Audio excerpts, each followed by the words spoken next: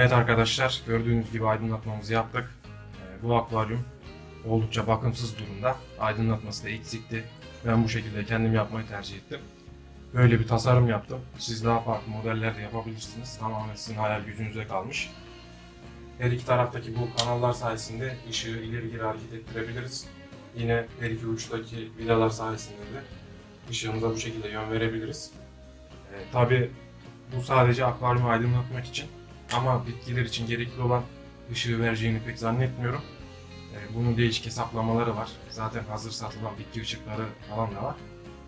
Bitki için kullanacaksanız onlara da bir göz attıktan sonra almanızı, yapmanızı tavsiye ederim. Bugünlük benden bu kadar. Görüşmek üzere, kendinize iyi bakın.